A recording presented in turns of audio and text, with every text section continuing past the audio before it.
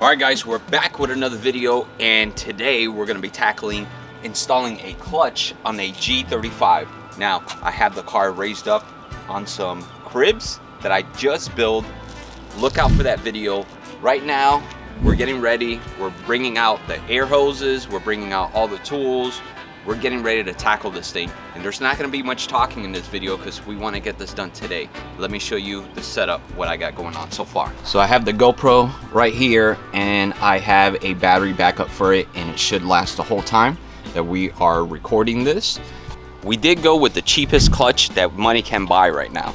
We went with a cheapy eBay clutch. So we're gonna find out if this thing holds up. There's people drifting with this thing, and I think it'll probably be fine. We also got a flywheel.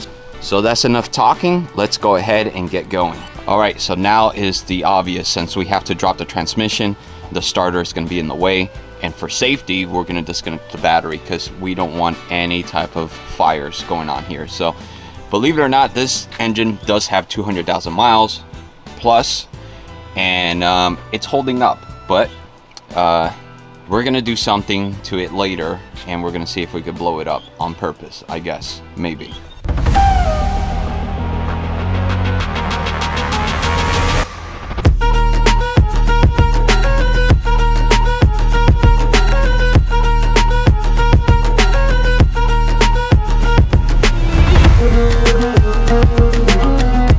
All right guys, just like that, the exhaust is out of here, and now we're getting ready to drop this drive shaft. There really isn't much into dropping these transmissions. It's basically just having the car raised up high enough so you can get to it. So yeah, let's keep going.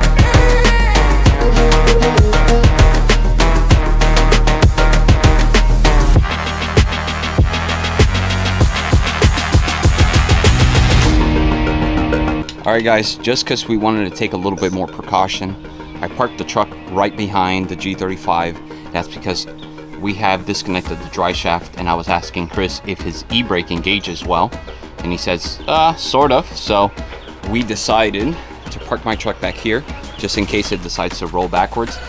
I probably won't. It's got 4 chucks, but this is just like a peace of mind so we could work onto there and know, hey, we could yank on that transmission when we start pulling it and nothing's gonna happen.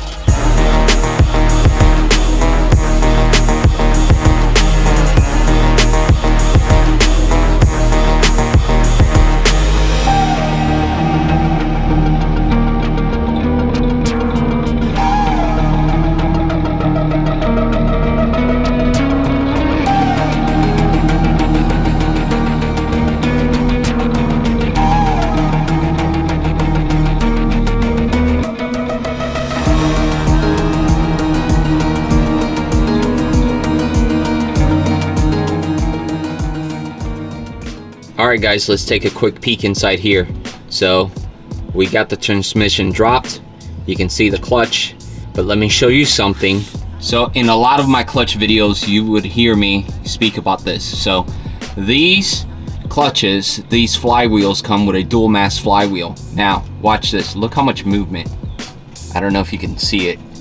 There's a lot of separation there. There's a lot of movement, and that's because the flywheel itself is 2 pieces. Since it's 2 pieces, it's designed to dampen while you shift. It's supposed to make it smooth, feel smoother, but they're notorious for coming apart.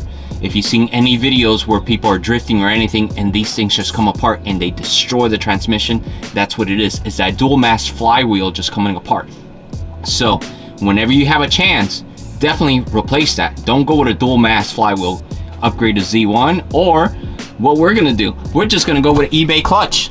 And I actually do have another flywheel with the same situation. It's from the G37, so we're gonna compare the G37 flywheel with the G35 flywheel, and we're gonna see how much are they similar, and we're gonna see the problem, the notorious problems that they have with the dual mass flywheel.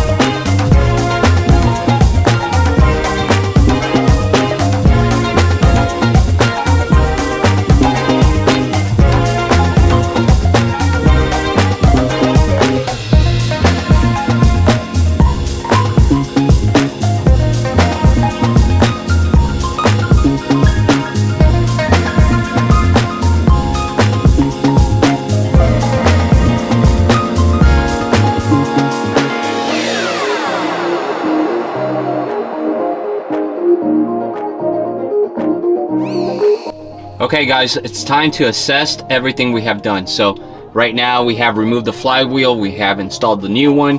It's clean, everything's torqued down. The pilot bushing has been replaced. I use my pilot bushing extractor tool. So if you don't know how to do one of these, check out my video. I have a video on how to install a clutch. I walk you through the whole thing, the whole shebang. But this video is not about how to, this is more of what is going on now. So what is going on now is it's time to put the pressure plate on there. We're going to put the centering tool that helps you align everything, and then we torque the pressure plate onto this. And remember guys, clean the shit out of that, clean the shit out of the pressure plate, because they're both come from the factory with oil, and you don't want to contaminate the friction disc with any of that oil, because guess what, it won't grip and grab the way it's supposed to. It would just slip on your ass. So make sure to clean it and watch my video if you don't know how to do one of these. Okay guys, so one last tip. So when you're installing the friction disc, you're gonna always notice that there's a side that has springs, or there's one side that's bigger than the other. So that side always sticks out.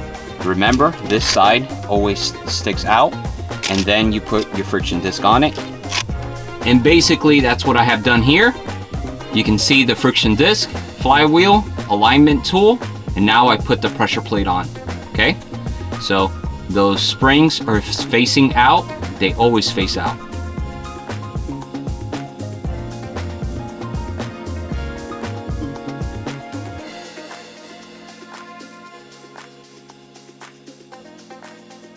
Okay, we have the clutch installed and we're ready to put the transmission back on. Man, I have to say this thing has been a bitch, and it's not the clutch, it was that freaking rear main seal. It fought us. But we have everything installed, everything's ready to go back on. She's still a little dirty. We have wiped it clean as much as we can, but it's time to say sayonara, sucker. Look, the whole time he's just been staring at me doing nothing. Look at him.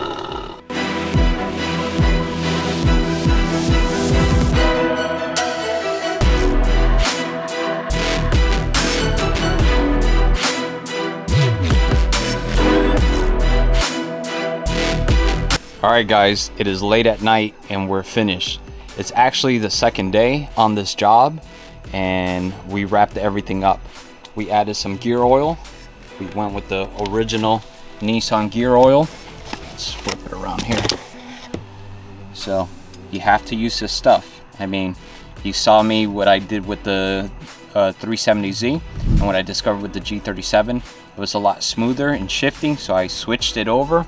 The Z got switched over to that gear oil and it shifts a lot better. So we did the same thing right now with the G35. Let me show you underneath. Basically everything is back together. We have the exhaust, transmission, the clutch, the new clutch is on there and is ready to go. So now I get to lower the car and take it off these cribs. They performed very well. There was not one point of this install that I felt unsafe. I do wish it was a little bit higher, but if I went any higher, I think I would have a hard time with the jack raising it up, because even right now, with as high as it is, the jack has a hard time taking this car all the way to the top.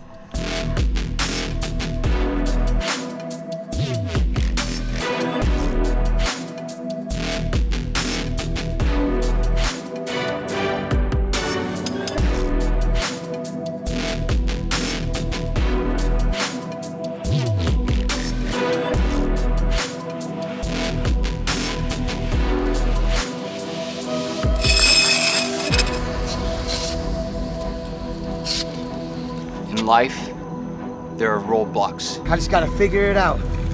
In life, there's roadblocks. The key is don't panic. We're gonna figure this out.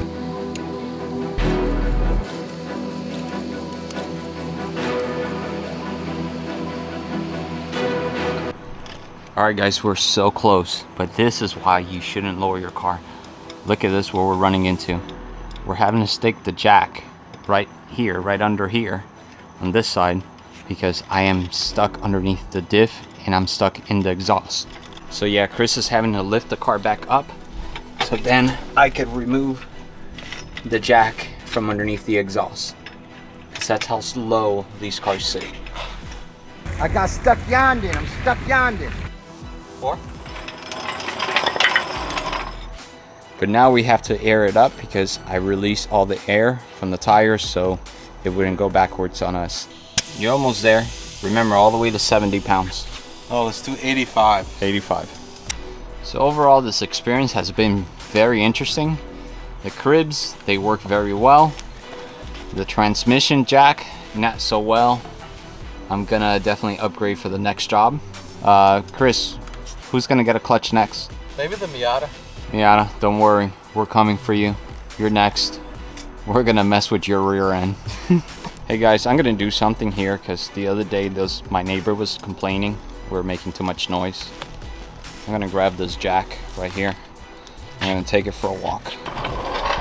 We're just gonna go for a stroll here. So that's right guys, I'm just gonna take this jack.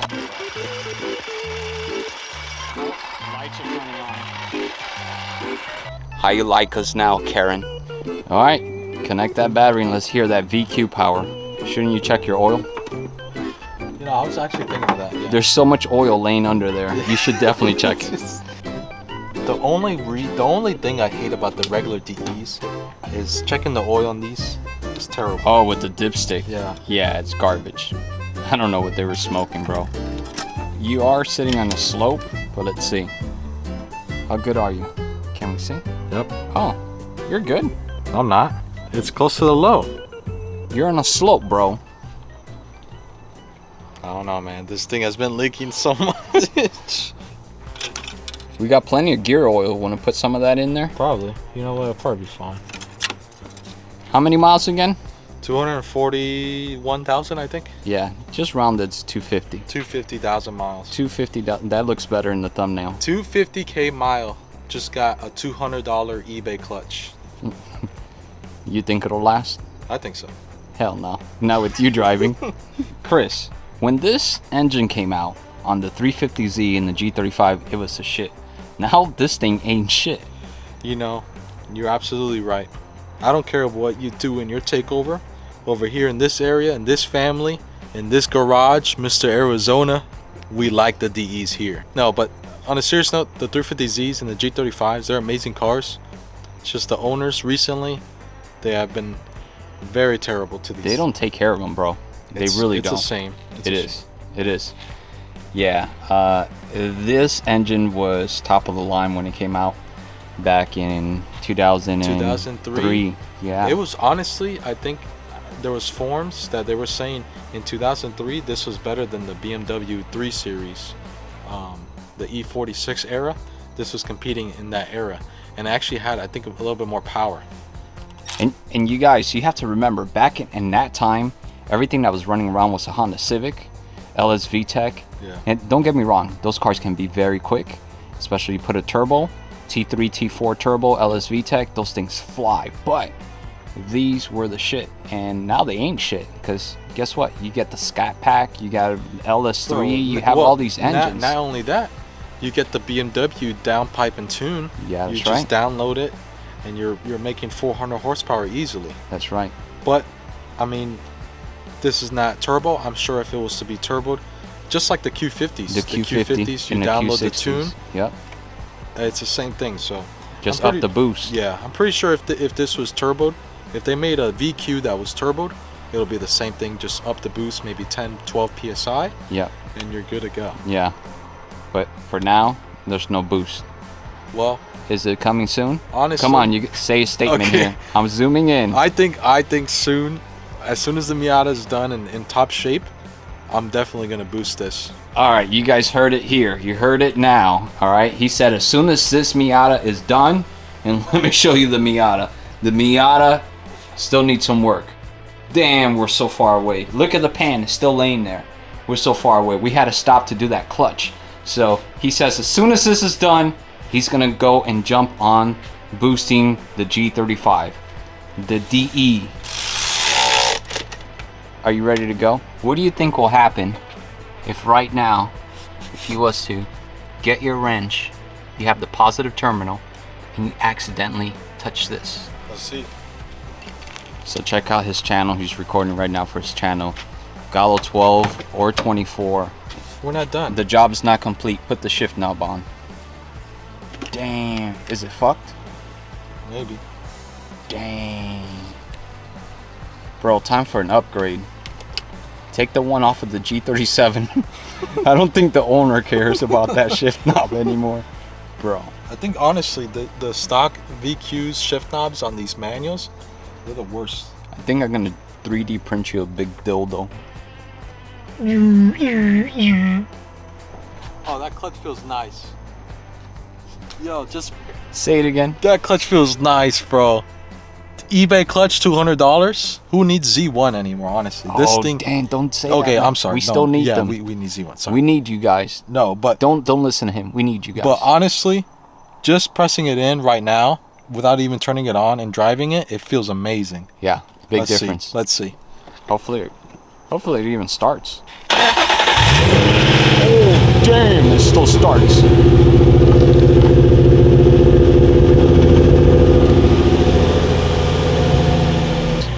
Look, you're burning oil. Am I really? No.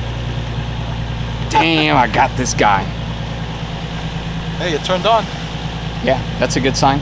The flywheel was installed correctly. Yeah. Right. Without it correctly, it wouldn't even turn on. It wouldn't turn on. So that's a good sign. Go ahead and put it in first and engage the clutch. See how it feels right there. Okay. It's got a good bite point. Yeah. All right, so he took it out for a spin and it drives very well. But we're gonna leave the cruising part of this video. We're gonna leave it for a later time because it's dark and we won't be able to film anything or see anything.